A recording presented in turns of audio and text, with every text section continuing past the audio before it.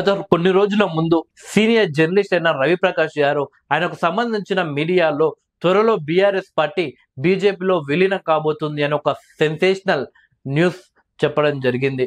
దాంతో అలర్ట్ అయిన BRS party పొద్దున్నే బీఆర్ఎస్ పార్టీ ఏం పార్టీలో విలీనం కాదు, బీఆర్ఎస్ పార్టీకి ఒక చరిత్ర ఉంది, తెలంగాణ ఉన్నంత కాలం బీఆర్ఎస్ పార్టీ ఉంటుంది అని కేటీఆర్ ట్వీట్ చేయడం జరిగింది. రవిప్రకాష్ ఆ వార్తలు చెప్పినప్పటి నుండి ఇప్పటి వరకు ఆ వార్తలు మాత్రం ఆగడం లేదు.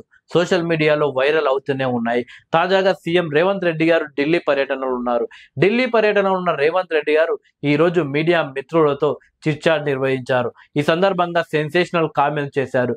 బీఆర్ఎస్ పార్టీ బీజేపీలో విలీనం కావడం ఖాయం, దాదాపు ఖాయం కూడా అయిపోయిందని చెప్పేసి రేవంత్ రెడ్డి గారు చేసిన వ్యాఖ్యలు ఇప్పుడు సోషల్ మీడియాలో వైరల్ అవుతున్నాయి. కేసీఆర్ గారికి గవర్నర్ పదవి ఇస్తున్నారు, అలాగే కేటీఆర్ కి కేంద్ర మంత్రి పదవి, హరీష్ రావుకి ప్రతిపక్ష హోదా ఇస్తున్నారు అని చెప్పేసి సీఎం రేవంత్ రెడ్డి గారు సెన్సేషనల్ కామెంట్స్ చేశారు. అసలు మ్యాటర్ ఏంటంటే టీఆర్ఎస్ 4 రాజ్యసభ స్థానాలను బీజేపీకి ఇస్తున్నందుకు కవితకు బెయిల్ కూడా వస్తుందని సీఎం రేవంత్ రెడ్డి గారు అయితే వ్యాఖ్యలు చేశారు.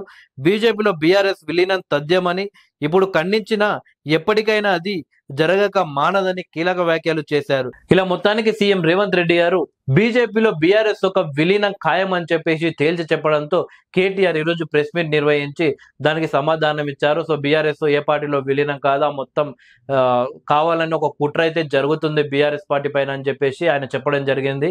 అలాగే రైతు రుణమాఫీ కాంగ్రెస్ పార్టీ నిన్నటితో అంటే 2 లక్షల రుణమాఫీ కంప్లీట్ చేయడం జరిగింది.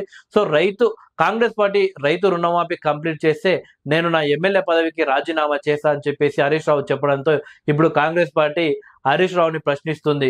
అప్పుడు అగ్గిపెట్టె దొరక్క పెట్రోల్ పోసుకొని ఆగిపోయావు, ఎలాంటి ముట్టించుకోకుండా, సో ఇప్పుడు రాజీనామా చేయడానికి లేఖ ఉంది కానీ పెన్ను మాత్రం దొరుకుతలేదా హరీష్ రావు అని చెప్పేసి హరీష్ రావుని అయితే కాంగ్రెస్ పార్టీ కార్యకర్తలు నాయకులు ప్రశ్నిస్తున్నారు. మొత్తానికి సీఎం రేవంత్ రెడ్డి గారు అయితే బీఆర్ఎస్ పార్టీ బీజేపీలో విలీనం కాబోతుందని చేసిన వాక్యాలు ఇప్పుడు సోషల్ మీడియాలో వైరల్ అవుతున్నాయి. అలాగే రవిప్రకాష్ చెప్పిన వార్తలే నిజం. సో మొన్న రవిప్రకాష్ ఏవైతే చెప్పాడో ఈరోజు రేవంత్ రెడ్డి గారు అదే చెప్పారు. సో లోపల ఏవో చర్చలు జరిగాయి, అందుకే వీళ్ళింత బలంగా చెబుతున్నారని చెప్పేసి తెలంగాణ వ్యాప్తంగా చర్చ అయితే మొదలైంది. చూడాలి మరి బీఆర్ఎస్ పార్టీ భవిష్యత్ ఏ విధంగా ఉంటుందో మరికొద్ది రోజుల్లో మనకు తెలియబోతుంది.